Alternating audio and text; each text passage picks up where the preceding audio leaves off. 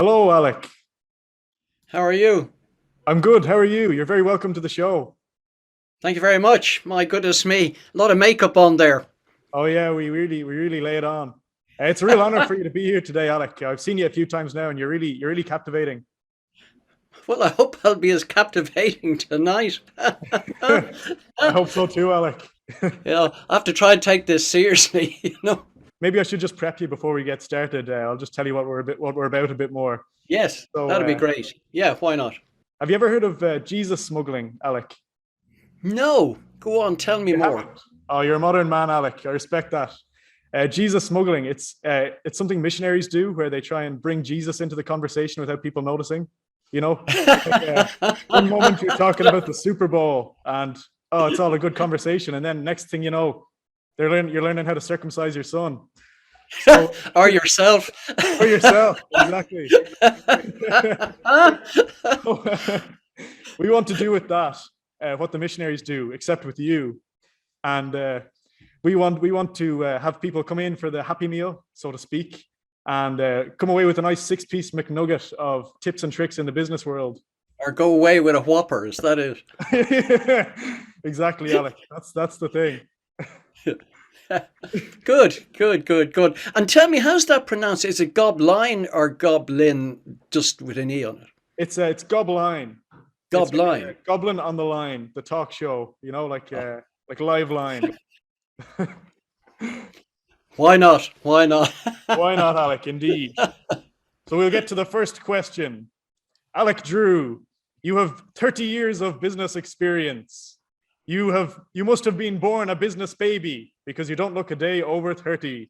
Tell us, Alec Drew, how did you get your start?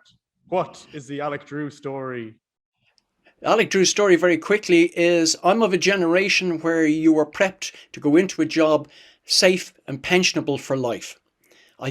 So into the bank I went, spent 8 years in there, got totally bored with it because I was also running a stall in the dandelion market, loved the whole entrepreneurial thing, and so just jumped straight out of the bank into doing anything. You sold dandelions, you say? Yeah, dandelions in the dandelion market. What else would you buy in the dandelion market? Daisies, perhaps? No, no, it's a bit cutting edge. Daisy chains? Yeah, daisy chains. That's it. Yeah. Oh, that's a bit. Yeah, yeah. Dandelion market. Good old dandelion. Long before you were born or any of your audience, I'd say. When you two used to hang around there as young fellas, They bought a lot of dandelions, did they? They Bono had certainly did. dandelions coming out of his ears. No, they were sort of probably just crushing them and smoking them. But there we go. Oh Whatever you yeah. were doing with them at the time. Oh, that Bono. He's typical with them smokes. Yeah. Oh well, he's at one with nature, so he's fine. Ah yeah. Ah yeah. Now, Alec, come here to me. We know that you know how to give an introduction. Some say you are so well versed in the human mind that you have unlocked special powers. You know the cheat codes to the memory of others, Alec Drew. So tell me, how can I wield this power?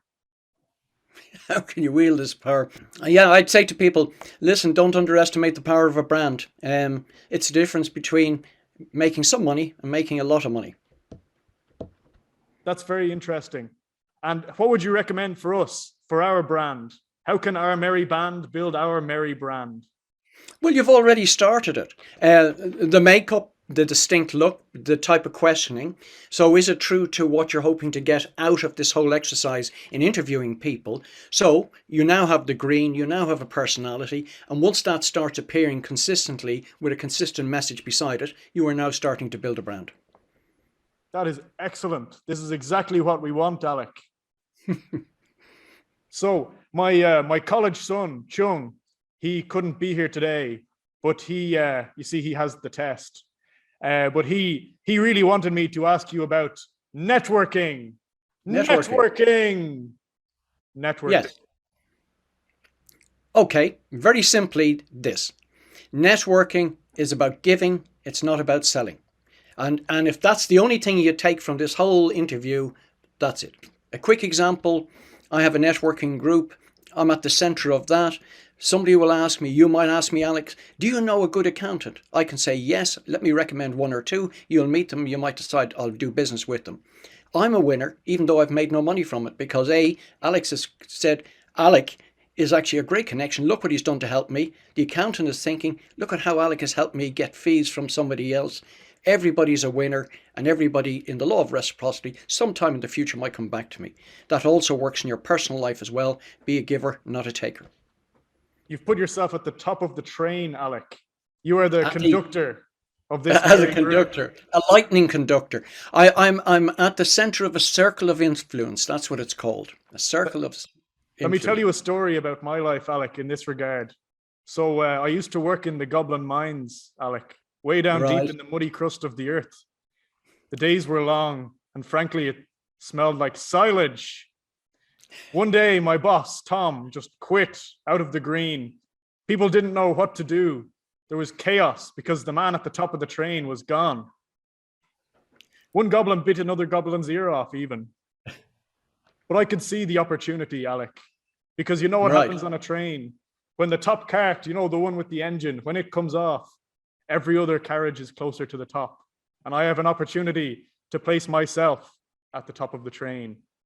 So later that day, I derailed the mine cart because you have to derail the train to get back on track. Dear me, what an awful analogy.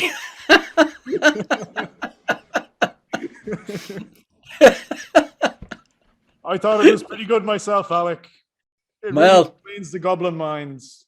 You've obviously been to the Goblin Inn as well, you know.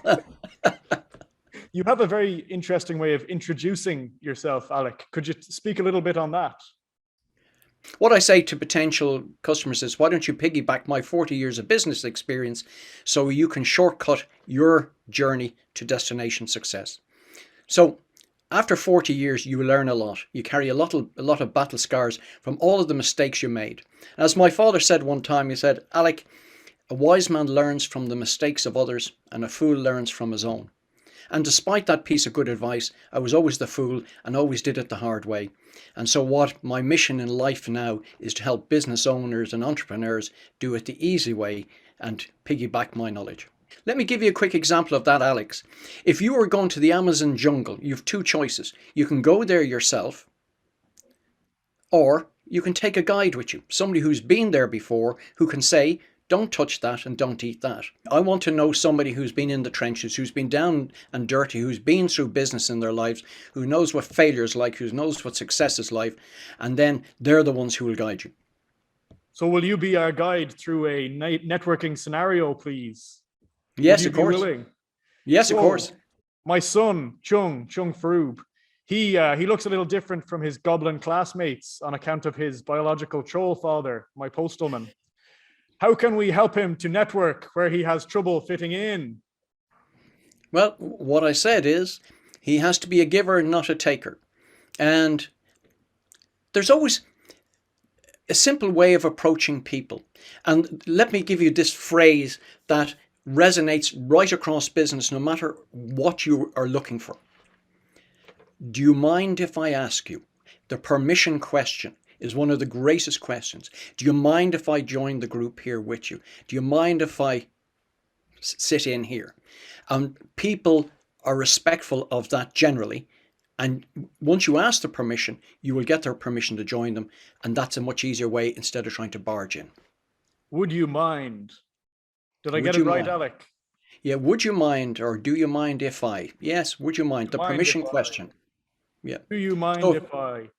Do you mind if I? Yeah. That is great. So some people say that the pursuit of love is much like networking. It's all about planting your seeds in as many pies as possible so that later they may bloom. But tell me, Alec Drew, how can I help my son, Chung Froob, to find the right pies? Very simply, what's everybody's favorite topic, Alex? Food. No, everybody's favorite topic is themselves. So if your young fella wants to get on in the world, be interested in other people. Ask open questions that allow people to talk about themselves. And that's as relevant in business as it is in perhaps trying to spread your seed. The more you ask about people and show an interest, a genuine interest in them, the more they will be interested in you. So do you think he should pick an interesting part of himself and show it to all of the goblin females? I think he should keep every interesting part of himself to himself unless they specifically ask to see it. Oh, no, I didn't mean like that. I mean, Neither did I. I thought you might be talking like his tickets to a football match or something like that. that's the one. That's the one, Alec. Yeah, exactly. I knew this was a clean conversation and no innuendo or double entendres in it.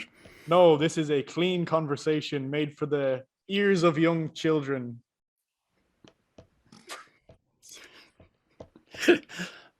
Tell me, let me ask you a question. Of course. What can I do for you?